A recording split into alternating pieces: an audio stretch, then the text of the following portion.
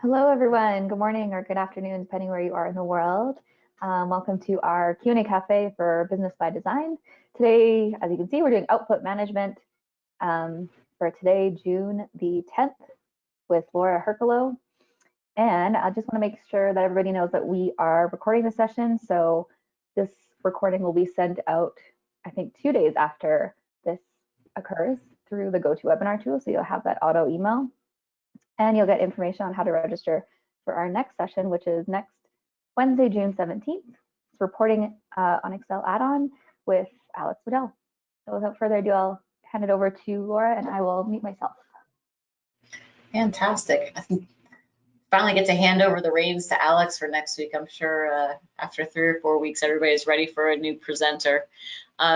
So today, welcome. I think we have a pretty packed house, which is awesome. So hopefully this will be informative and hopefully give you some new topics or new information that you might not have known that exists out there in ByDesign world as it pertains to output management. So we're going to go through a whole bunch of different configurations today and show you how a lot of stuff works, and as it relates to how ByDesign determines what and how to send documents out to your external parties. So as a level set, what is output management? Output management is basically the methodology to determine how forms are sent to your external parties from ByDesign. So you've got obviously your options are your email, fax, print, and A to X messages. So there's some new either sending through like an EDI, internal EDI, or there's also the new capability of being able to send XML documents out from Business ByDesign in an A to X message to other external systems. So all these external forms are your basic forms, your sales order confirmation, your purchase orders, your invoices, credit memos, all those other good things that go out of SAP. So the output management concept in ByDesign really enables you to drive different form templates per document type based on different characteristics. So I can actually say for one particular customer, you need to have this form sent in this particular format. Maybe they need to have certain information added onto it where others don't. Or I at either a company, customer, or supplier level, I can have different ways that either I'm sending or different basic form templates that I'm choosing. So you've got a whole ton of flexibility, especially if you're in a multi-company type environment, to be able to pick and choose and have a lot of more custom type features and functions. You know, like again, back to a multi-company environment, you might have multiple brandings or things like that, or as a maybe as a distributor, you might white label things and do drop shipments for potentially Amazon. We can add a lot of flexibility in there to be able to drive different companies' logos on your company letterhead to make it look like it's coming from their systems and things like that. So again, super flexible. Coming from other systems that I've worked with in the past, this is really extensive. I think one of the better capabilities within the system. So let's start with our forms.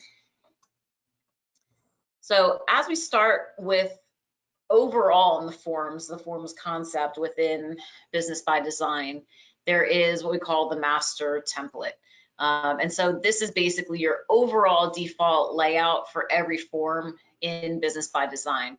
And that's going to be things like your logo, how big you want it displayed, do you want it on the left or the right of the page, when your document prints out, if it's a customer invoice, a purchase order, if you want to print it on the left or the right, the form title alignment, if you want that fancy little gray and white divider line across between the title and the logo, if you need to have a sender address, which will appear at the top of the page, and then any footer information that will exist, and that can be up to 4 columns of information. And then last is the email disclaimer, and that appears at the bottom of every system transmitted form that you send via email.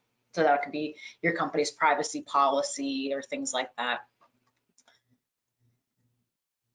So I'm going to pop into the system. I'm going to send these out after just so you have them as reference, but I will try to pop into the system as much as possible. So when I'm in ByDesign, all of the work that you would do that's related to more global type settings, company specific settings or things like that, you'll want to be the administrator or the key user and have your application and user management work center. So most of the stuff that we'll be looking at today really spawns from this area. And I'm going to use just as we go through the more detailed demonstration, showing you kind of overall flow of what a customer invoice looks like. But let's look at our master template. So as you first start implementing ByDesign, we're going to give you kind of a basic form template layout, and that's going to be our master template maintenance underneath business flexibility in the application and user management work center.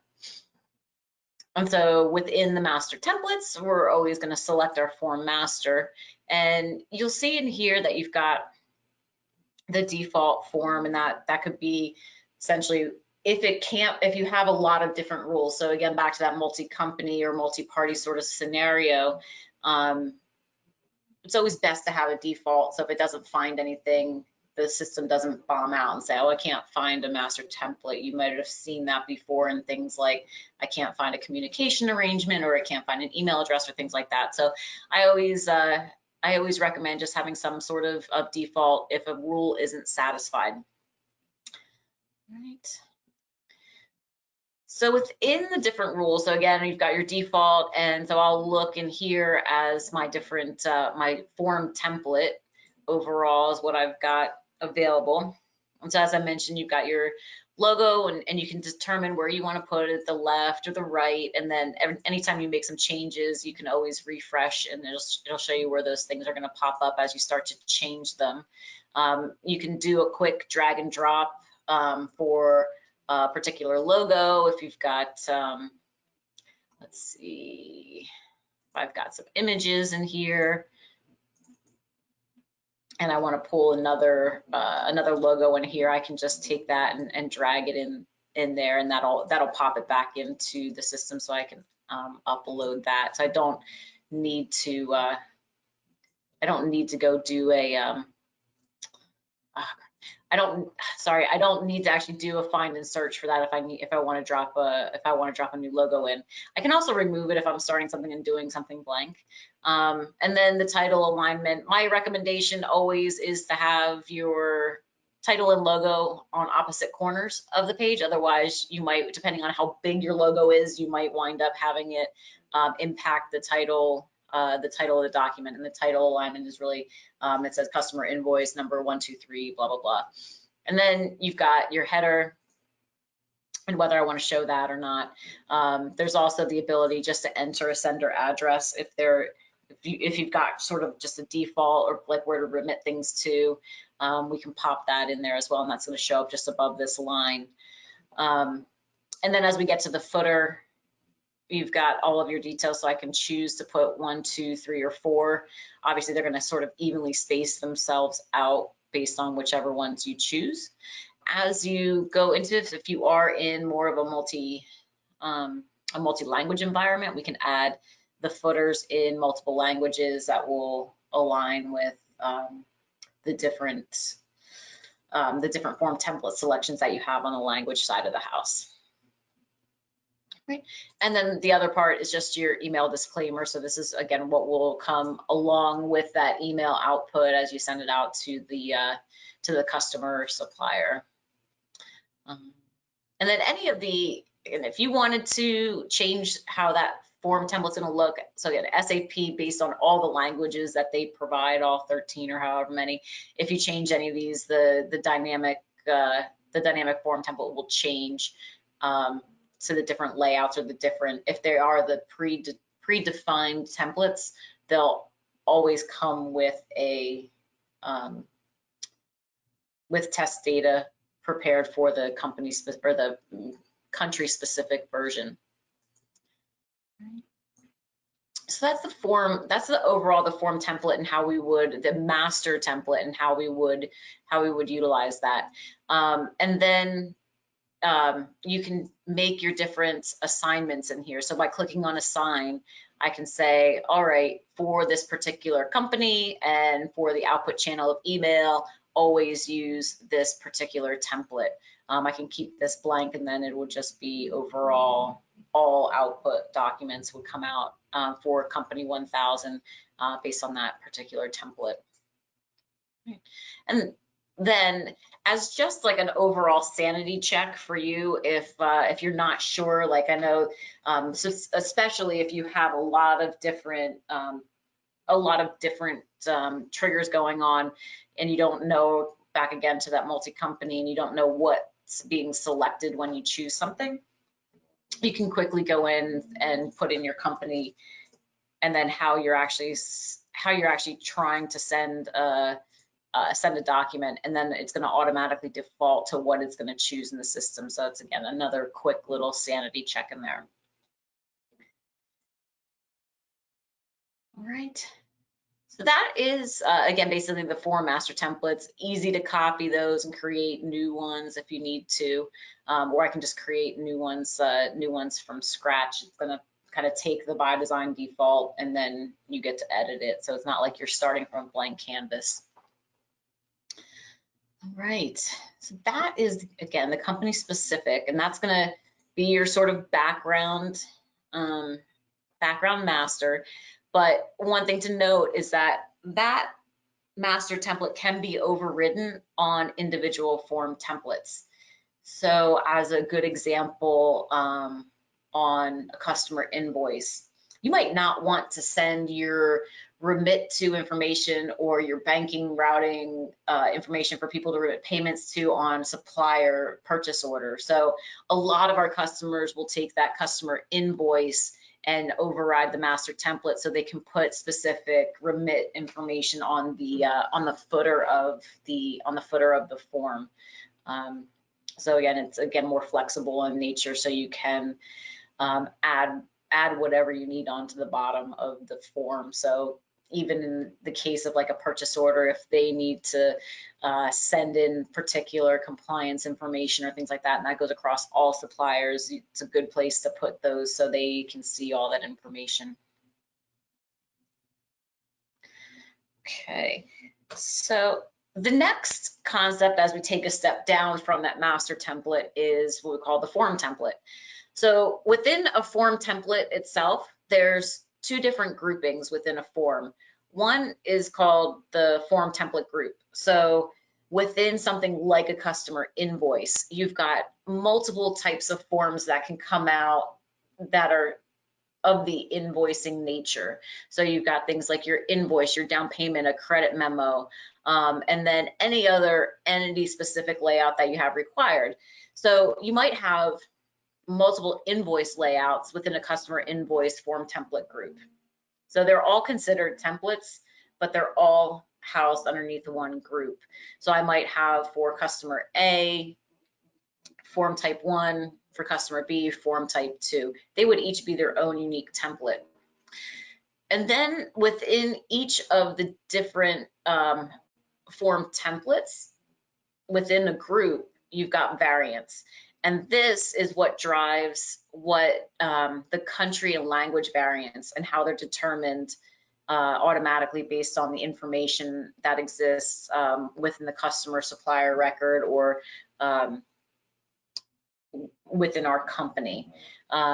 So I'll show you that too. There's the country variant is determined by the location of use. So if you're sending it from company A that exists in the United States, it's going to pull the United States form template variant. If you're in company 2 that's in Germany, it'll pull the German one. And then that also couples with a language variant, which is set on the communication language in the business partner record. So within your customer and supplier, you have the opportunity to specify what their preferred language is. Otherwise, it'll default to the language of this of the sender's company. Okay. Took me a while back in the day to try to figure out what the right combinations of those things are. So sometimes you might have to play around with it a little bit to get the right format that if you are dealing with a lot of different again, companies and languages and language preferences within a particular country. So let's go into our form template maintenance. And that's again in the same area where our master template is. And then I just have this filtered down by the form template group. So you can kind of search, you'll notice in here all the different form template groups that you have. So it's basically everything. And these are both internal and external type forms. So even thinking about this internally, if potentially a production order or a pick list or something like that needs to have different information as it gets sent out internally, we can drive different rules on that as well. So it's not just externally facing documents. And then you've got different template types too. I know last week for those people that were on, we can actually look and sort and filter out these by the interactive forms and or the print forms. So let's kind of look at just the overall invoice. So to the example that I was just giving in terms of the form template groups, you'll see that the customer invoice has in different templates that are associated with the overall form template group of customer invoice. So I've got the credit memo invoice, down payment, and then I've got just the standard customer invoice. But within this, you'll notice that I've got just this customer invoice 5, but I also have a customer invoice 2, which is the same form for the actual invoice, but it is its own little standalone template. And then again, you'll see you've got your different country versions and then the different languages that are associated with each of those different versions. Very easy to create if it's a language variant that's activated in your system, those combinations will automatically come in.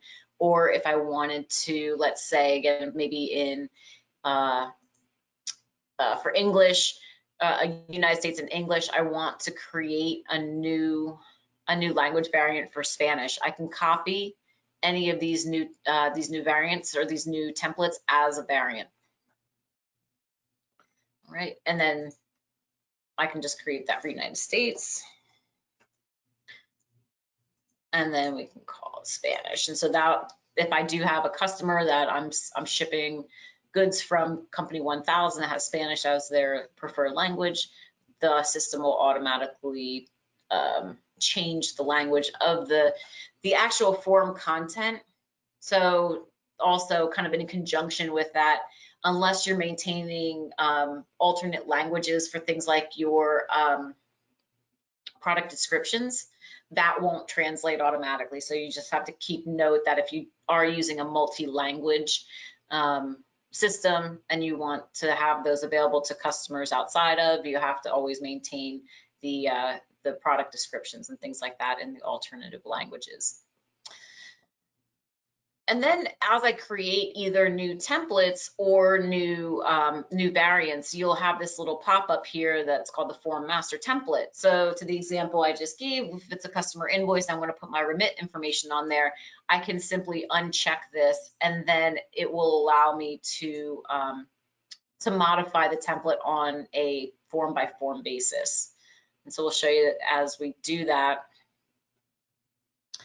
how that pops up. So if I want to go in and modify the overall format of that layout, you can go into the Easy Form Editor. So within here, I'll probably do another session on Easy Form Editor and maybe the Adobe Lifecycle Designer if you have any experience with how the forms are created in ByDesign. The Easy Form Editor is very simple cosmetic changes to the form, add a field here, take a field there, hide, show, things like that. But if you want to get into more extensive types of modifications to the system or to the forms, like adding calculations and maybe hiding and showing things conditionally, we would use the Adobe Lifecycle Designer, which comes with ByDesign, to be able to do, again, more extensive type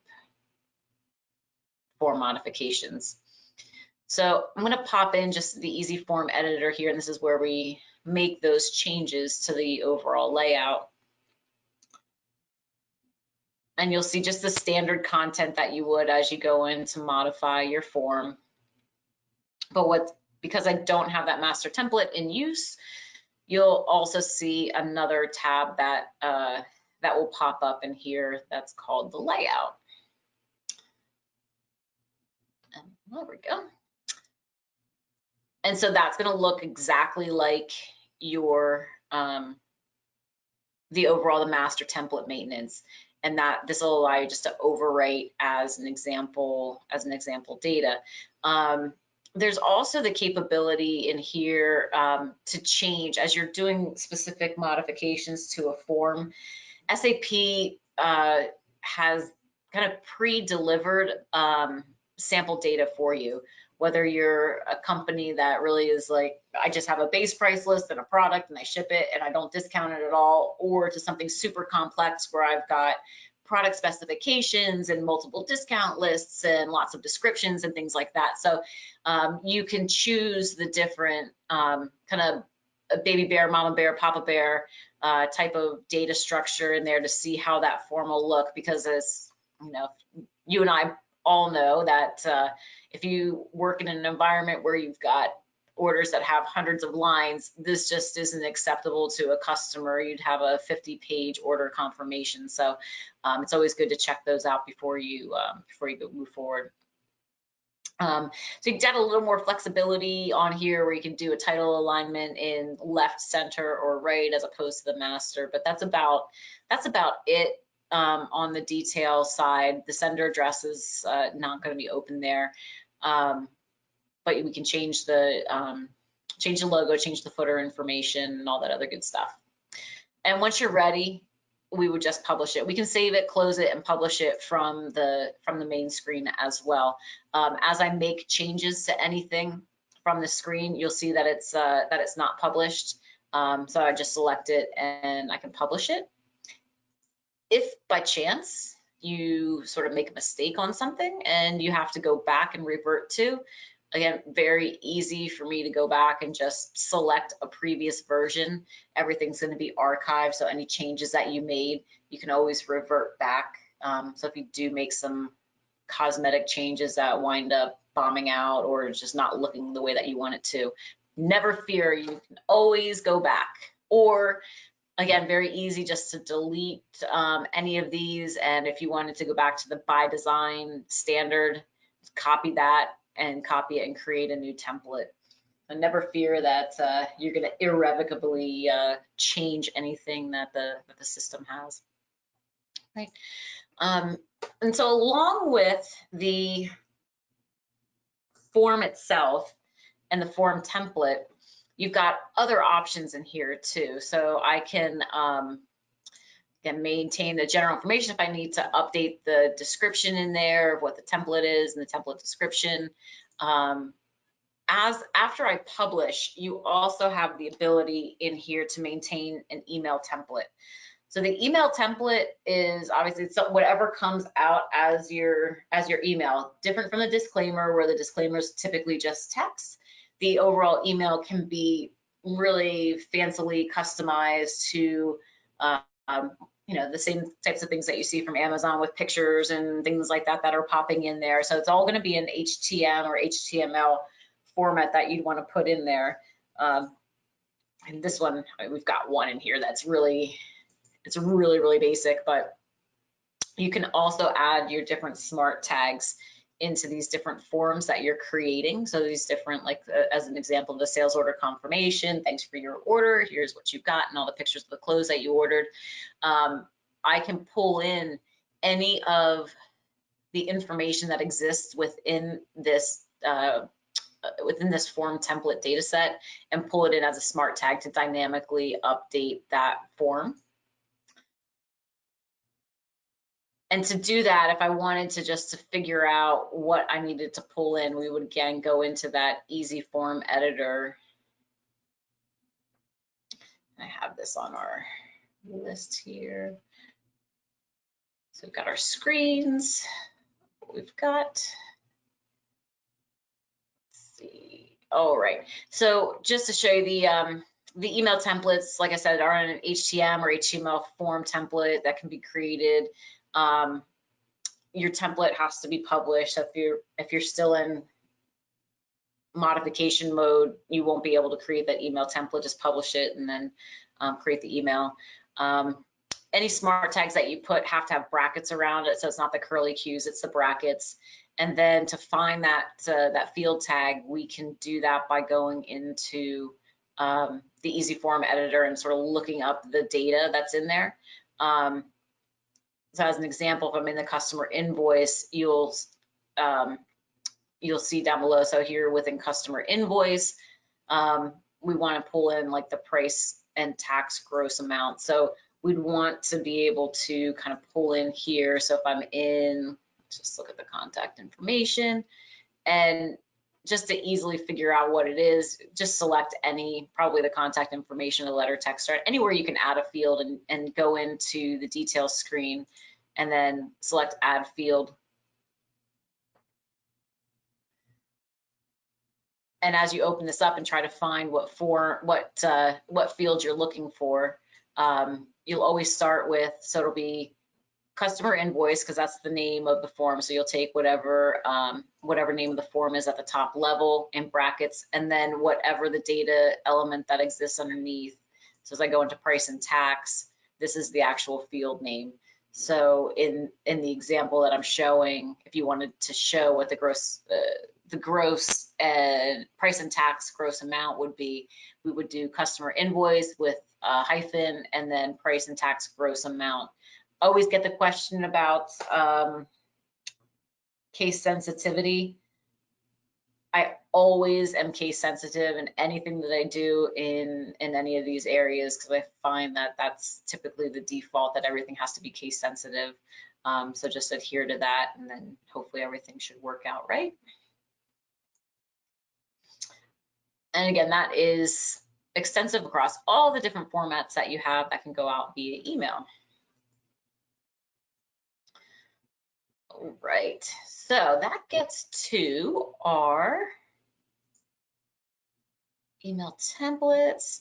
And now we get to, once we're done editing all the different formats that we have, all the different layouts that we need, all the different variants and all that other good stuff, then it gets to how does the system choose which of those many different forms that we created? How does that happen? So again, always back into the application and user management, the system has like a hierarchy. So here's sort of the hierarchy of the system. So from a form selection, you'll have your global default, so what comes with ByDesign, and then it'll go to the form template selection, output channel selection, and then it'll go to the customer supplier setting, and then a transaction specific, and it actually goes from the bottom up. So most of the different selections and the way that you do things, as ByDesign searches for what to choose, it'll start at the most granular level of detail. So it'll start at that transaction specific, and it'll take whatever's in there. So if you have a default from the customer supplier setting or anywhere else, you can overwrite that, and then it won't get overridden by any of the other rules. Then it'll look at your customer and supplier settings within the collaboration tab. Then it'll move up to the form template selection, output channel selection areas, and look for valid combinations that you've set up in there.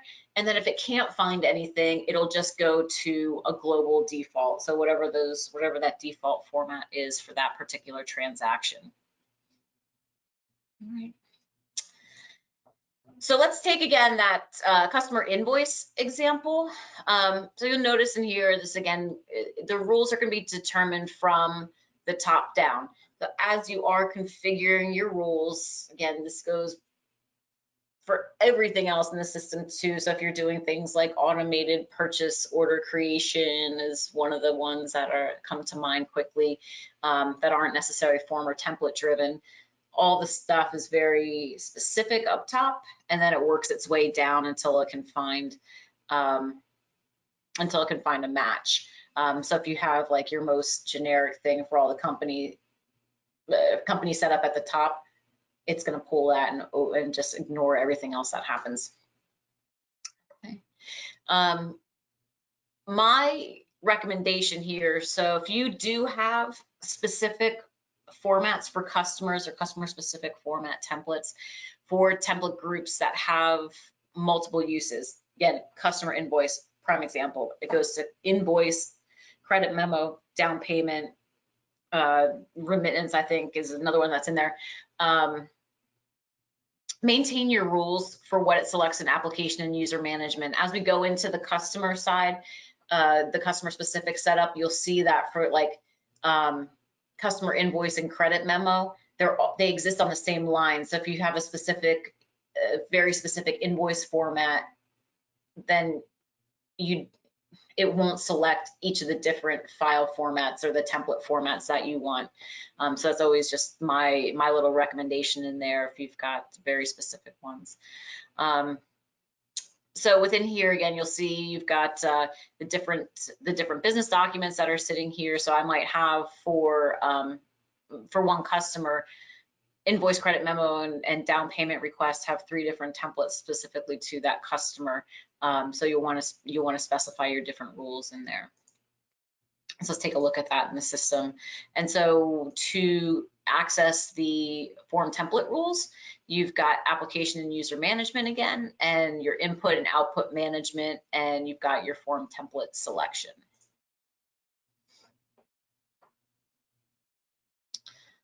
All right. And it's very easy in here again to add new rules. So I've got every different template will have different rule sets or different selection criteria that can be used. So if I'm looking at just again the customer invoice in here as an example, going to create a new one here. You will, you might not, obviously you're not going to see bill to, you might see on the purchase order the purchasing entity and the company and things like that. So we've got our form template code as customer invoice. And then here's where I said, like, these are 5 different types of variations underneath the customer invoice. So if there are, again, specific things that you need to address in each of those formats, do it here, because you don't have this option when it gets into the customer specific. It'll just show you invoice, credit memo, and then it'll pick that same form template and put all the information in there according to that particular template if you maintain it in the customer record. And so in here you've got your options of the bill to as opposed to like the customer. So you're sending the invoice to a particular billing entity, your seller and your invoicing unit, and then whatever business document that you have. And so as I mentioned, you've got all of your different the different options in here. So we've got by default, always choose the credit memo. For the credit memo, there's a specific template for that. Down payment, it gets a down payment and blah, blah, blah. You know, in my example, this should actually be pulled up to here because this is a very generic invoice for professional services, but I want the system to first look at the seller party. So if I ran my example through an invoice that had either sales Canton or Fresno, it wouldn't pull this customer invoice for professional services. It would pull just the standard invoice. Okay. All right. So then the next level down is setting up these different templates on the customer master. Again, super, super flexible in here, where within your corporate account that you have under the communication tab, and then in the collaboration, we can select our customer invoice. So again, to my example in here, you'll want to maintain some output channel settings in here. There always has to be something if you're going to change or modify the template on the customer level. And then here you'll have all of those different selections that we had based on those form templates that we created. This transformation is that goes to if you're sending your invoices via XML out to a third-party product. So that is the just form template creation, selection, how the system runs through all of that. And now let's talk about just the output management in and of itself. So output selection. So same type of concept. We start with our global rules and then work our way down to account specific, and then on your document specific rules, those are also available. So you can define for particular build to business document. Again, it's all, every single form template is going to have a different set of rules or different set of criteria that you can use to select or to create those different output channel rules. One word of note for this, just to keep it in the back of your head if you are trying to set up global rules, that everything from company one is always going to go by email. I'm going paperless, I'm green, no matter what happens, always default it to email. If you have everything set to email, you must maintain an email in the account header. Otherwise, it won't send. You'll get an error and none of your documents will send, and you'll have to reconcile that on a manual case-by-case basis. Kind of a pain. So from my standpoint, again, systems that I've worked with, that's how they just used one one email address. That's all they pulled from the header. With ByDesign, you really don't have to do that. It makes it so much more flexible that you can define multiple recipients, different types of recipients on your different forms. Because in a business world, I'm receiving an order from the purchasing department, so I want to send the order confirmation back to them. I'm sending the invoice to the payables department. That's going to go to a different person or a different email inbox or things like that. So ByDesign really enables a lot of flexibility in there to direct direct your output to the right people in your external organizations. So the global rules, again, you've got the different options in here, and then same place in application and user management. As we're back in here again, all of our input and output management area is going to be our output channel selection. So let's go back to your friend and mine, the customer invoice. And so I can actually specify in here in this example, the customer, the customer invoice. So here's the parameters that it's looking for, the particular bill to, the seller, and or the business document. If the business document is blank, it's going to use that same channel for all of your documents. And then I can select my email, A to X messages if I'm doing EDI, fax, printer, however I want to. Now in this case, you've got options in here. So your sender email source, manual entry is gonna force you to put in like your sender email address. If you're using the company or the organizational unit, that's gonna pull the email address from your from the email that you have set up in org management. So within there's the option to put all of your addresses and information. There's also phone, fax, email in the org chart. So whatever you put in there, if you put it for if you choose company, it's going to pull that, obviously, or if it's the sales unit that's sending out the sales order confirmation, it's going to pull that sales confirmation information. And then I know still people like to print things out from an auditing standpoint. You can also have multiple output channels for the same document. Like maybe I'm always going to send something via email, but I want to print it out for my own records. We can choose whether it's going to say duplicate on top, so I don't mess things up internally and have multiple copies of documents running around that look like the masters. Okay. So that same concept holds true. The most detailed at the top, less detail at the bottom. And then anytime you want to change your sequence, you can click on change sequence, select your option, and then move it up or down. And then as we get more granular in detail, we'll go back to that corporate account to the lowest level of detail in there. And let's see if I forgot anything. So I've got that. And then our doc and account specific. Okay, so let's go into the corporate account. So again, all of your output management is going to be driven on that, on the communication tab within the collaboration. And you've got two options within the collaboration area too, as you're setting up a new account. So I can use one specific output channel for all of my overalls email, and then I can set up different channel settings. So as a 2CC, BCC for that particular email, and that will go. So this, if I have this set up, like maybe again, I don't know,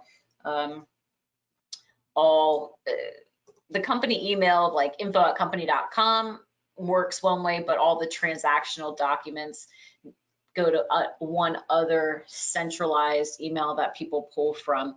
So I can say for all the business documents, use that particular email setting, and that'll overwrite that.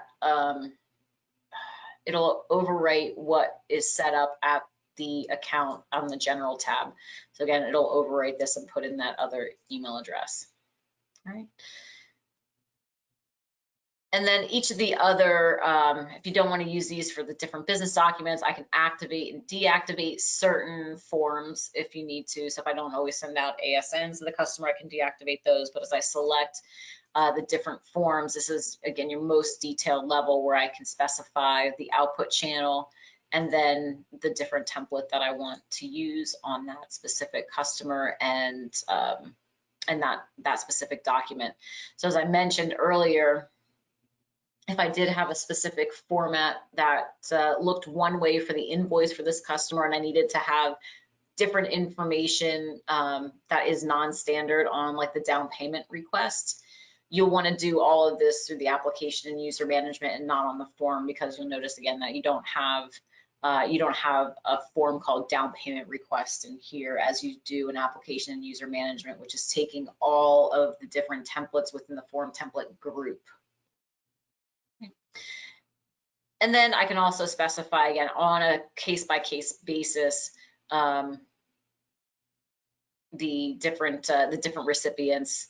And then I could also have, again, multiple output channels as well. If I do on this example, I want to have the printer print this different form out. So the customer invoice, the regular customer invoice, and mark that as a duplicate. That'll come out to my print queue as well. So super, super flexible on that, in that realm. And then the last, just the last piece is really being able to overwrite anything on a document by document level.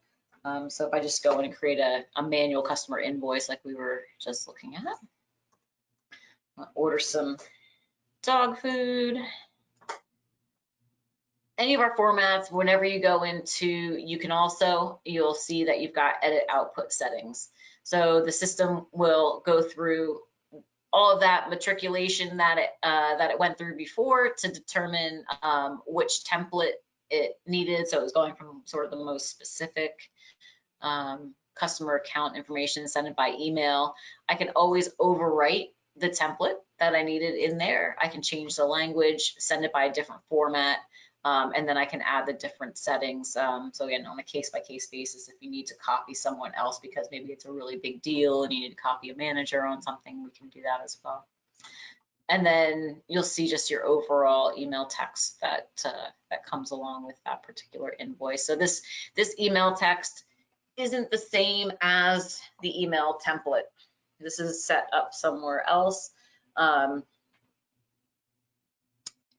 As they get this out, you'll see the HTML will come out and it'll show some really ugly ugly looking text. So this is the one that I showed before. This is basically what this is what comes out based on that template that I showed you. So you've got here's your disclaimer, the disclaimer that was at the bottom that we set at the master. You've got your email information, all that stuff. this one isn't quite working the way that we want it to. But then you've got kind of your overall text, and then this will be your HTML information that sits at the template itself in the application and user management. Right.